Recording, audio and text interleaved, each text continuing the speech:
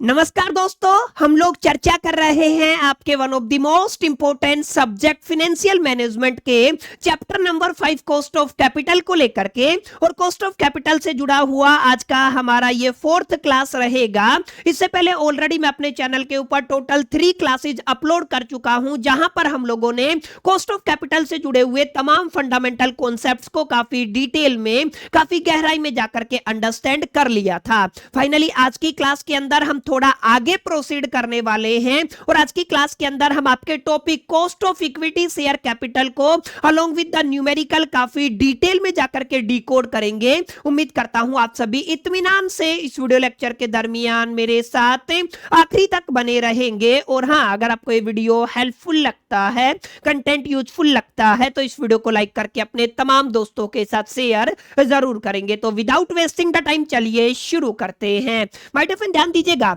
अगर आप लोग यहां पर cost of equity share capital को अंडरस्टैंड करना चाहते हैं तो पिछली क्लास के अंदर भी मैंने आपको समझाया था, आपको यहां पे एक बेसिक चीज को अंडरस्टैंड करना पड़ेगा। कोई भी कंपनी आपके 2 तरीके के शेयर्स को इश्यू कर सकती है। सर 2 तरीके के शेयर कौन कौन से हो सकते हैं, हम लोगों ने पिछली क्लास के अंदर भी पढ़ा था। सर सबसे पहला जो शेयर होगा उसको आप लोग यहां पर किस नाम से जानते हो? सर आपका प्रीफरेंस शेयर के नाम से जानते हो। और जो दूसरा तरीके का शेयर रहेगा सर उसको आप लोग क्या कहते हो? सर इक्विटी शेयर के नाम से जानते हो। ठीक है, तो यानी कि कोई भी कंपनी के पास चॉइस होती है, वो 2 तरीके के शेयर्स को इश्यू करती है। सबसे पहला क्या रहेगा? प्रेफरेंस शेयर रहेगा। दूसरा क्या होता है? इक्विटी शेयर्स होते हैं। ठीक है, अब प्रेफरेंस शेयर से रिलेटेड मालूमात हम लोग अपने इससे पहले वाले लेक्चर के अंदर अंडरस्टैंड कर चुके हैं। आज के वीडियो लेक्चर के अंदर हम लोग चर्चा करेंगे, जब भी कोई भी कंपनी इक्विटी शेयर्स को इश्यू करके कोई फंड को रेज करती है तो उसको आप लोग माय डियर फ्रेंड्स यहां पर क्या कहते हो? आप लोग यहां पर इक्विटी शेयर कैपिटल के नाम से जानते हो, जिसका शॉर्ट एब्रिविएशन मैंने क्या लिखा हुआ है?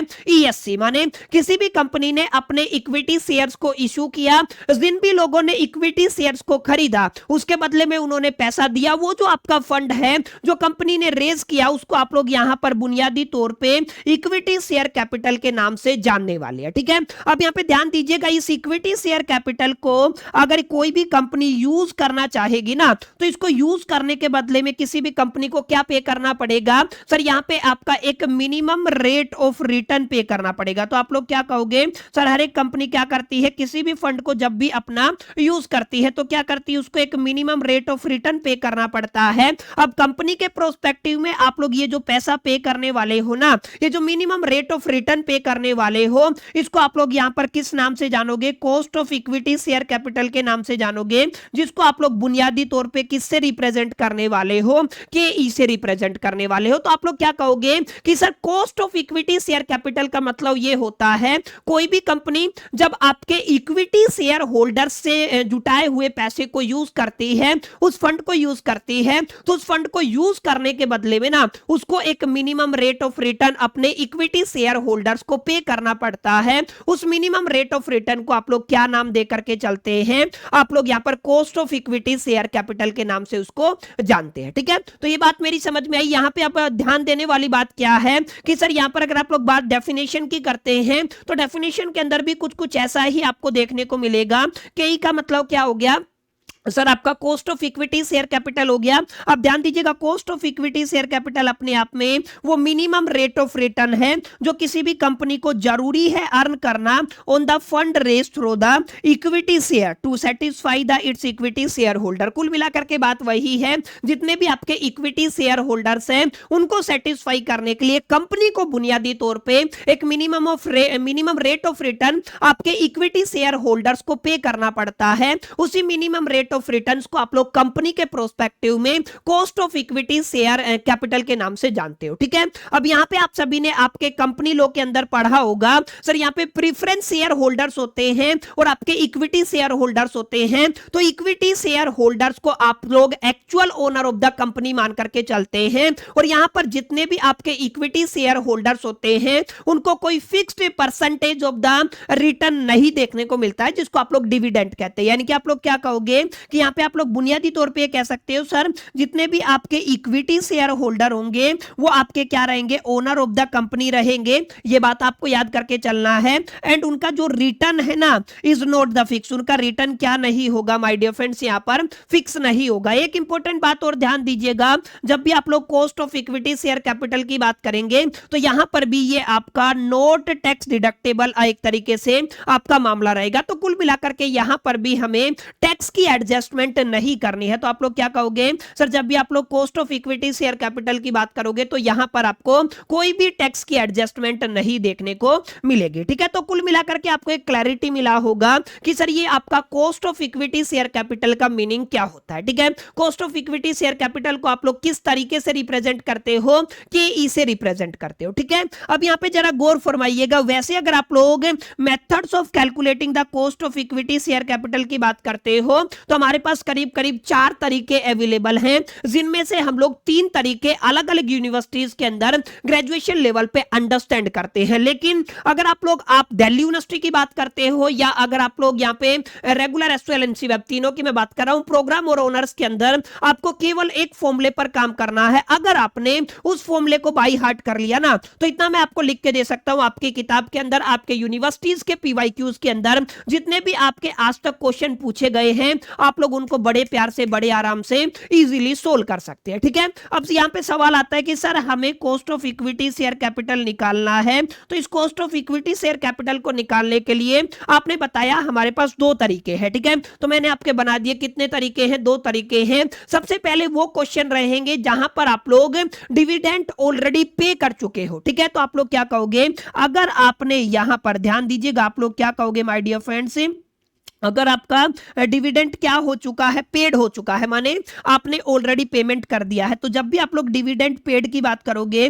तो इसको आप लोग यहाँ पे D0 से रिप्रेजेंट करने वाले हो। ठीक है ना, और अगर आप लोग यहाँ पे फ्यूचर के अंदर डिविडेंड को पे करोगे, ठीक है, तो आप लोग क्या करोगे, आप विल पे की अगर आप लोग बात करते हो, माने डिविडेंड को आप लोग भविष्य के अंदर पे करने वाले हो, तो उसको आप लोग किससे रिप्रेजेंट करने वाले हो, D1 से रिप्रेजेंट करने वाले हो। ठीक है, तो अगर आपने ऑलरेडी डिविडेंड पे कर दिया है और उस पर्टिकुलर सिचुएशन के अंदर आपको cost of equity share capital निकालना है तो आपको ऊपर वाला फॉर्मूला लगाना है। अगर आप जो आपका डिविडेंड है उसको भविष्य के अंदर पे करने वाले हो तो हमें सेकंड नंबर वाला फॉर्मूला लगाना है। वैसे अगर आप लोग टेक्निकली देखोगे तो दोनों फॉर्मूलों के अंदर आपको कोई बुनियादी तौर पे चेंजेस नहीं देखने को मिलेंगे, बस आपको एक बेसिक हैक पकड़ना है। अगर आपने बुनियादी फॉर्मूला पकड़ लिया ना तो आप लोग बड़े प्यार से बड़े आराम से एक एक क्वेश्चन को यहाँ पे टैकल कर सकते हैं। जरा गौर फरमाइएगा। ठीक है, यहाँ पे अगर आप लोग यहाँ पर इस पर्टिकुलर सिचुएशन के अंदर cost of equity share capital को अगर आप लोग निकालना चाहते हैं तो हम लोग क्या करने वाले हैं, ध्यान से समझना।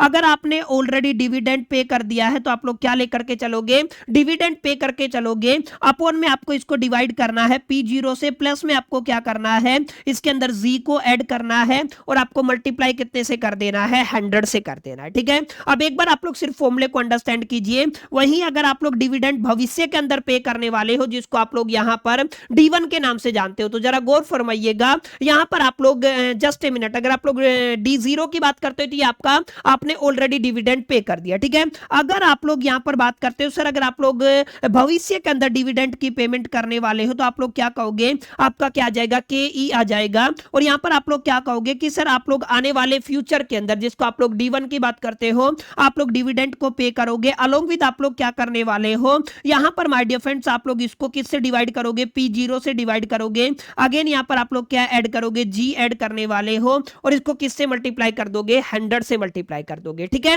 अब टेक्निकली अगर आप लोग सोचोगे ना तो यहां पे आपको ध्यान देना है। सर अगर आप लोग D0 की बात करते हो तो D0 का मतलब क्या होता है, जरा गौर फरमाइएगा। या आप लोग D1 की बात करते हो तो D1 का मतलब क्या होता है, जब भी आपको D1 निकालना हो तो कैसे निकालेंगे, जरा ध्यान दीजिएगा। D1 के फॉर्मूले की अगर आप लोग बात करते हो तो हमारे पास फॉर्मूला होता है D0 और प्लस में आप लोग क्या करके चलते हो, 1 प्लस में G करके चलते हो। ये आपका एक बेसिक फॉर्मूला होता है। ठीक है, तो इसको भी आपको याद कर लेना। ठीक है, अगर आपने डिविडेंड ऑलरेडी पे कर दिया है तो आपका क्या फॉर्मूला लगेगा, D0 अपॉन में आप लोग यहां पर P0 लेकर के चलेंगे, प्लस में G लेकर के चलेंगे। और अगर आपने डिविडेंड भविष्य के अंदर पे करना है तो आपका ये वाला फॉर्मूला लग जाएगा। ठीक है, ये आपका बुनियादी फॉर्मूला है जिसको अगर आपने अपने दिलो दिमाग और जहन के अंदर बैठा लिया तो मैं इतना आपको गारंटी दे सकता हूं, आप लोग हर एक क्वेश्चन को इजीली टैकल कर सकते हैं। अब यहाँ पे बात आती है सर ये जो D0 है इसका मतलब क्या होता है? इसका मतलब होता है जो सर आपने डिविडेंड पे किया है, जो ऑलरेडी पेड कर चुके हो, वो आपका डिविडेंड रहेगा।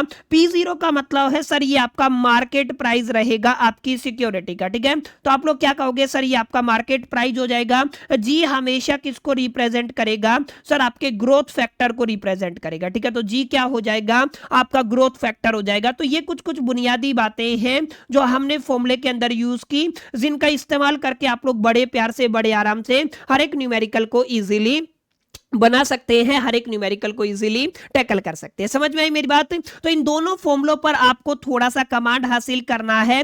जो भी दो फॉर्मूले मैंने आपको बताए हैं, ये आपका एक फॉर्मूला रहेगा, एक आपका फॉर्मूला ये रहेगा, ठीक है। अब यहाँ पे कई बार कंफ्यूजन हो जाता है बच्चों को, सर D0 कहां पे पुट करना है, D1 कहां पे पुट करना है। ये सब चीजें आपको विद प्रैक्टिस समझ में आएंगी। अभी मैं आपको मल्टीपल जो भी आपके न्यूमेरिकल्स प्रैक्टिस कराऊंगा ना, वहां पे आपको क्लैरिटी होगा एग्जैक्टली मैं आपको बता के आ रहा हूं, ठीक है। तो अभी के लिए आपको इसका स्क्रीनशॉट ले लेना है और ये सारी चीजों को अच्छे से एक बार लर्न कर लेना है, ठीक है। वैसे अगर आप लोग टेक्निकली बात करते हो, अगर आप लोग थ्योरेटिकल पॉइंट ऑफ व्यू से बात करते हो, तो हमारे पास टोटल 4 तरीके रहेंगे, जिसको आप लोग डिविडेंड प्राइस अप्रोच के नाम से जानते हो, डिविडेंड ग्रोथ मॉडल के नाम से जानते हो, अर्निंग प्राइस अप्रोच के नाम से जानते हो, और एक आपका CAPM होता है, जिसको आप लोग कैपिटल एसेट प्राइस मॉडल के नाम से जानते हो, जो हमारे सिलेबस के अंदर नहीं है, ठीक है। वैसे अगर आप लोग देखोगे तो हम लोग कुल मिलाकर के अलग अलग यूनिवर्सिटीज के अंदर ना हम लोग इन 3 मेथड्स को ही पढ़ते हैं, जहां पे सबसे पहले आपका कौन सा रहेगा? सबसे पहले माय डियर फ्रेंड्स आपका डिविडेंड प्राइस अप्रोच रहेगा, उसके बाद डिविडेंड ग्रोथ मॉडल रहेगा, और तीसरे नंबर पे आपका अर्निंग प्राइस अप्रोच रहेगा, ठीक है। अब टेक्निकली अगर आप लोग देखोगे ना, तो यहां पे आप क्या करने वाले हो, जो भी आपका एक बेसिक फॉर्मूला बनता है, जैसे यहां पे आपका लिखा हुआ भी है, ठीक है, मैं दोबारा से लिख देता हूं। यहां पे ना डिविडेंड प्राइस अप्रोच का मतलब क्या है सर? आप क्या करने वाले हो, डिविडेंड को ढाल बनाने वाले हो। माने जब भी आप लोग यहां पर cost of equity share capital निकालोगे, तो आपको जो भी आपका एनुअल डिविडेंड बनता है ना, उसको आपको नेट प्रोसीडिंग से डिवाइड करके कितने से मल्टीप्लाई कर देना है? 100 से मल्टीप्लाई कर देना है। अगर आप लोग ऐसा कर पाए तो माय डियर फ्रेंड्स आपको आपका आंसर मिल जाएगा। यही बात मैंने यहां पे लिखी हुई है। Under this approach the cost of equity is calculated by comparing the expected annual dividend. ध्यान दीजिएगा, आपका जो भी एक्सपेक्टेड एनुअल डिविडेंड है उसको आपको कंपेयर करना है net proceeding for the issuing equity share उसके साथ, ठीक है। तो दैट्स व्हाई हमने क्या कहा, डी अपॉन में क्या लिया? एनपी लिया, नेट प्रोसीडिंग लिया, परसेंटेज के लिए 100 से मल्टीप्लाई कर दिया, ठीक है। और ये मैं आपको बता चुका हूं, केई का मतलब क्या होता है? कॉस्ट ऑफ इक्विटी होता है।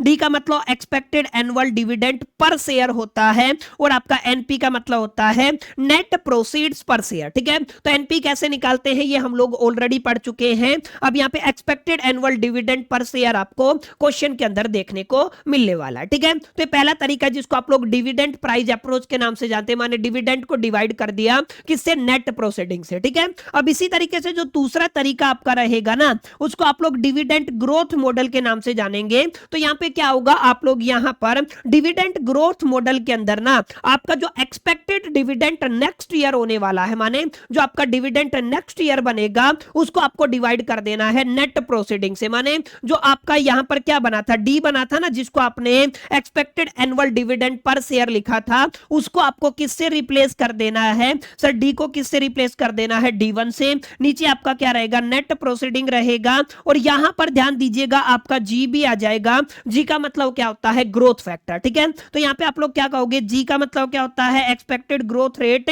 इन डिविडेंड, और इसके अलावा नेट प्रोसीडिंग की अगर आप लोग बात करते हो तो एनपी हो जाएगा। D1 का मतलब होता है एक्सपेक्टेड डिविडेंड पर ईयर, ठीक है। सबसे ज्यादा कारगर ये हमारा फॉर्मूला रहेगा, इसका हम लोग काफी इस्तेमाल करने वाले हैं, तो जरा गौर फरमाइएगा, ठीक है। अब यहां पे ध्यान दीजिएगा, अगर आपने कई बार क्या किया है, मार्केट प्राइस के ऊपर ही अपने शेयर्स को इशू कर दिया, ठीक है। आपने क्या किया है माय डियर फ्रेंड्स, आपने शेयर्स को इशू किया है मार्केट प्राइस के ऊपर। जब भी आप लोग मार्केट प्राइस के ऊपर शेयर को इशू करते हो, तो जो आपका नेट प्रोसीडिंग है ना, वो किसके इक्वल हो जाएगा? जो आपका अभी इस साल आपका वैल्यू है, यानी कि जो करंट वैल्यू है, ठीक है। तो यहां पर आप लोग क्या करोगे, टेक्निकली इसको चेंज कर सकते हो। आप लोग क्या कहोगे? Cost of equity share is equal to the D1। जहां पे आपको नेट प्रोसीडिंग दिखा, वहां पे आप लोग क्या कर दोगे? P0 कर दोगे, प्लस में क्या कर दोगे? जी कर दोगे। अगर आपको परसेंटेज निकालना है है तो कितने से मल्टीप्लाई कर दोगे, 100 से मल्टीप्लाई कर दोगे, ठीक है। अब अगर आप लोग टेक्निकली देखोगे तो ये बात मैंने आपको इनिशियली बता दी थी। यहाँ पे देखिए d1 अपॉन में p0 प्लस में कितना हो जाएगा, g हो जाएगा, ठीक है।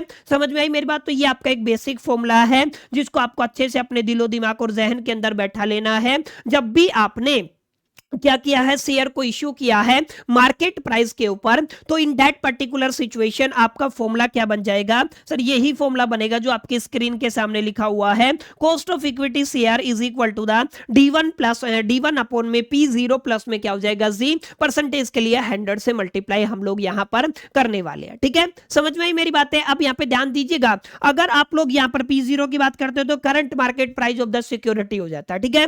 दोनों तरीकों के अंदर भी मैंने आपको ऑलरेडी बताया, ये वाला जो डिविडेंड ग्रोथ मॉडल है ना, इसको ही हम लोग वापरने वाले हैं। इसी का यूज हम लोग अलग अलग न्यूमेरिकल को सोल्व करने में करने वाले हैं। तो यहां पे आपको ज्यादा फोकस करना है, ठीक है। अब एक तीसरा तरीका और होता है, उसको आप लोग अर्निंग प्राइस अप्रोच के नाम से जानते हो। अर्निंग प्राइस अप्रोच के अंदर ना देखिए, अगर आप लोग टेक्निकली देखोगे तो यहां पे क्या हुआ, डिविडेंड ग्रोथ रहा, तो आपने डिविडेंड को कंपेयर किया नेट प्रोसीडिंग के साथ। इस तरीके में आपने डिविडेंड प्राइस के अंदर आपने क्या किया, आपने डिविडेंड को कंपेयर किया है किसके साथ, नेट प्रोसीडिंग के साथ, ठीक है। अगर आप लोग यहां पर बात करते हो ना अर्निंग प्राइस अप्रोच के अंदर, तो आप लोग ईपीएस निकालते हो। ईपीएस का मतलब अर्निंग पर शेयर डिवाइड कर दोगे नेट प्रोसीडिंग से और मल्टीप्लाई कितने से हो जाएगा, 100 से। तो यहां पे ये जो आपका बेसिक फॉर्मूला बन रहा है, ये फॉर्मूला किसका है माय डियर फ्रेंड्स, ये आपका cost of equity share capital का रहने वाला है, ठीक है। अगेन अगर आपने मार्केट प्राइस के ऊपर इशू किया है तो आपका फॉर्मूला क्या हो जाएगा, नेट प्रोसीडिंग की जगह, यानी कि यहाँ पे जो आपका नेट प्रोसीडिंग बनता है, इस नेट प्रोसीडिंग को आप लोग रिप्लेस कर दोगे p0 से, जो आपका रिप्रेजेंट करता है करंट प्राइस को मार्केट के अंदर आपकी सिक्योरिटी के, ठीक है। अब यहाँ पे सिर्फ एक ही फॉर्मूला यूज होगा, लेकिन आपको मालूमात सारे फॉर्मूलों की होनी चाहिए, ठीक है। वैसे हमारे सिलेबस के अंदर नहीं है, लेकिन फिर भी आपको पता होना चाहिए। अगर आप लोग CAPM मॉडल की बात करते हो, जिसको आप लोग कैपिटल एसेट प्राइस मॉडल के नाम से जानते हो, तो इसके अकॉर्डिंग अगर आपको KE कैलकुलेट करना है तो आप लोग रिस्क फ्री रेट लेकर के चलोगे, प्लस में आप लोग बीटा लेकर के चलोगे, जिसको आप लोग बीटा कोफिशिएंट कहते हैं। फिर आपको क्या करना है, RM माइनस में RF करना है, जिसका फुल फॉर्म होता है मार्केट रिस्क प्रीमियम, ठीक है। अब ऐसे RM किसको रिप्रेजेंट करता है, एक्सपेक्टेड मार्केट रिटर्न को, बीटा आपका कोफिशिएंट रहेगा, RF का मतलब होता है रिस्क फ्री रेट, ठीक है। वैसे आपको ये पढ़ने की जरूरत नहीं है, एग्जामिनेशन के पॉइंट ऑफ व्यू से भी नहीं पढ़ना है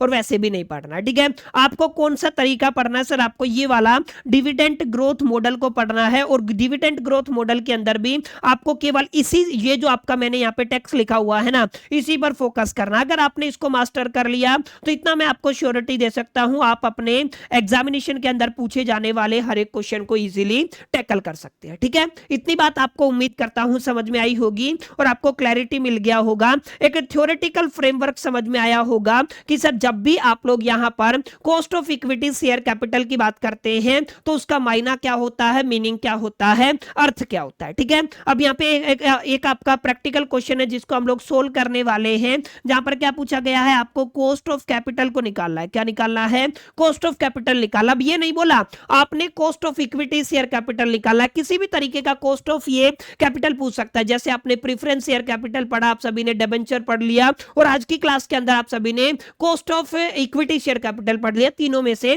कुछ भी पूछा जा सकता है, ठीक है। क्वेश्चन पढ़िए, एक कंपनी इशू ए 10% इररिडीमेबल प्रेफरेंस शेयर। अब आप सभी को याद आ गया होगा ये कहां से उठाया हुआ क्वेश्चन है सर, प्रेफरेंस शेयर से उठाया हुआ क्वेश्चन है, ठीक है।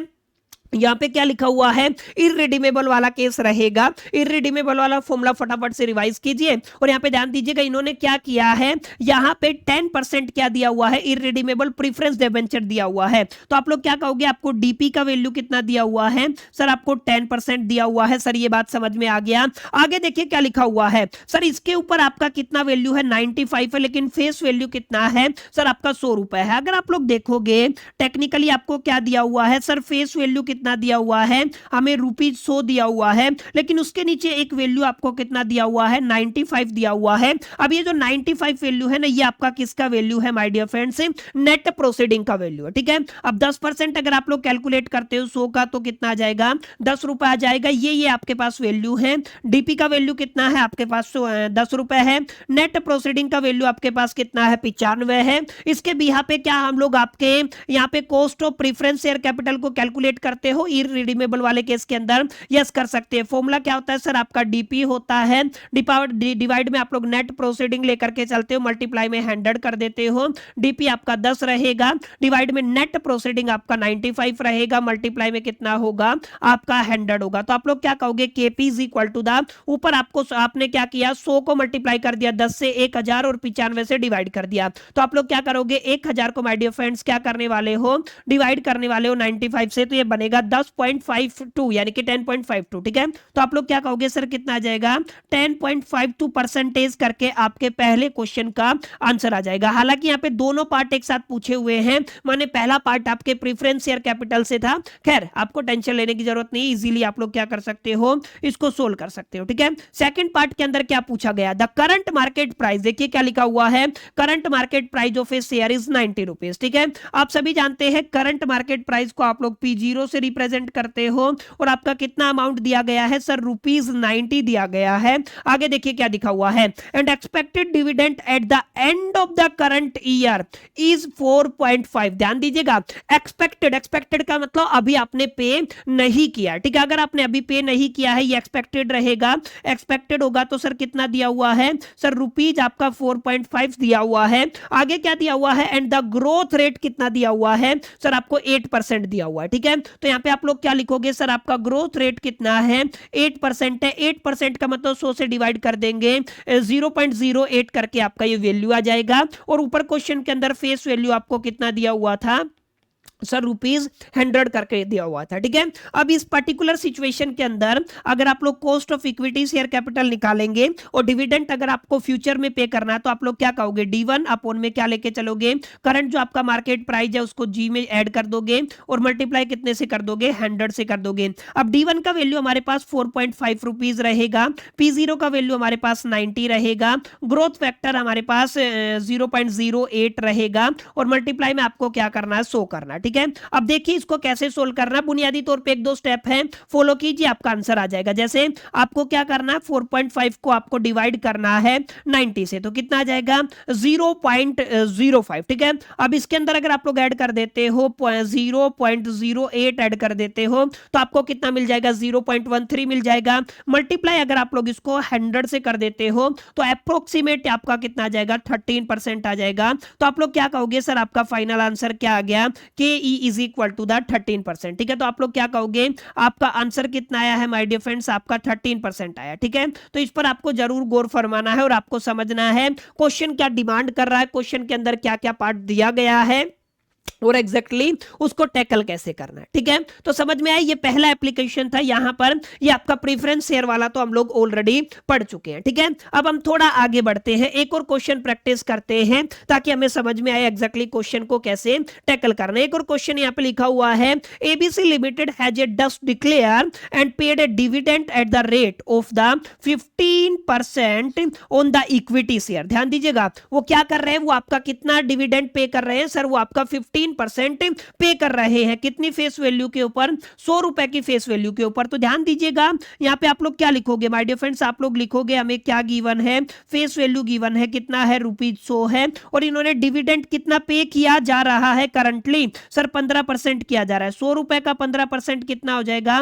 सर? ₹15 हो जाएगा। ठीक है, आगे क्या है? Future growth rate is dividend is 12%, यानी कि जी का वैल्यू कितना दिया है? 12% है। इसको अगर आप लोग 100 से डिवाइड करोगे तो आपका 0.12 करके वैल्यू आ जाएगा। Find the cost of the capital, आपको कॉस्ट ऑफ कैपिटल निकालना है of the equity share given at the present market value. अब ध्यान दीजिएगा, प्रेजेंट मार्केट वैल्यू कितना है? ₹168 है। ठीक है, अब यहाँ पे ध्यान दीजिएगा, आपका प्रेजेंट मार्केट वैल्यू भी है और आपको D0 भी दिया गया है। ठीक है, तो अगर आप लोग कॉस्ट ऑफ इक्विटी शेयर को निकालना चाहो तो आप लोग D0 को P0 से डिवाइड करके उसके अंदर ग्रोथ फैक्टर ऐड करके मल्टीप्लाई कितना कर दोगे? 100 कर दोगे। ठीक है, अब D0 का वैल्यू कितना है? 15 रुपए है। अगर आप लोग P0 की बात करते हो तो 168 है, प्लस में कितना हो जाएगा? 0.12 आ जाएगा। मल्टीप्लाई में आप लोग क्या करोगे? 100 से कर दोगे। ठीक है, जस्ट कैलकुलेट करना है। अगर आपने 15 को 168 से डिवाइड किया, जस्ट ए मिनट, हम लोग क्या करने वाले हैं, 15 को डिवाइड करने वाले हैं कितने से, 168 से, कितना आएगा, ये वाला वैल्यू आएगा। इसमें आपको कितना ऐड करना है, 0.12 ऐड करना है, ये वाला वैल्यू आएगा। इसको मल्टीप्लाई कितने से कर देना, 100 से, ये वाला वैल्यू आएगा 20.928। ठीक है, तो आप लोग क्या कहोगे, 20.928। राउंड फिगर में आप लोग इसको क्या कहोगे, k is equal to the 20.93%। ठीक है, तो माय डियर फ्रेंड्स, ये आपका क्या आ गया, फाइनल आंसर आ गया, जो आपको यहां पर सॉरी, जो आपको यहां पर क्या करना था, निकालना था। ठीक है, समझ में आई मेरी बातें। तो ये आपका क्या निकल आया सर, आपका cost of equity share capital, यहां पर आपने इजीली फाइंड आउट कर लिया। तो ये आपका माय डिफरेंट छोटा सा कॉन्सेप्ट था, जिसके ऊपर आपको मालूमात हासिल करनी है, आपको समझना है exactly cost of equity share capital को कैसे निकाला जाता है। वैसे हमने जो अलग अलग फॉर्मूले पढ़े हैं ना, वो आपके एक तरीके से थ्योरेटिकल पॉइंट ऑफ व्यू से है। हमारे सिलेबस के अंदर केवल यही फॉर्मूला काम करेगा, जो मैंने आपको इनिशियली बताया। इस चीज पर आपको क्या करना है, पूरा फोकस करना है। ठीक है, उम्मीद करता हूं ये वाली बात आपको समझ में आ गई होगी और एक क्लैरिटी मिला होगा। ठीक है, अब जरा समझिएगा, यहां पर गौर फरमा के एक क्वेश्चन है जो मैं आपको होमवर्क के अंदर दे रहा हूं, जिसका आंसर आप सभी को मेरे को कमेंट सेक्शन के अंदर बताना। ठीक है, ये आपका क्या रहेगा माय डियर फ्रेंड्स, आपका होमवर्क रहेगा, जिसके ऊपर आपको काम करना है, अच्छे से प्रैक्टिस करना है, और इस क्वेश्चन का आंसर आप सभी को मेरे को कमेंट बॉक्स के अंदर बताना है। उम्मीद करता हूं ये छोटा सा सेशन आप सभी को पसंद आया होगा, वीडियो आपको अच्छा लगा होगा। वीडियो अच्छा लगा तो इस वीडियो को लाइक जरूर कर दीजिएगा, अपने तमाम दोस्तों के साथ शेयर करना मत भूलिएगा। पहली दफे चैनल पे आए हैं तो सब्सक्राइब करके बेल आइकन को जरूर प्रेस कर लीजिएगा। इस वीडियो के अंदर इतना ही, मिलते हैं नेक्स्ट वीडियो के अंदर। जब तक के लिए तो so all the best, keep learning.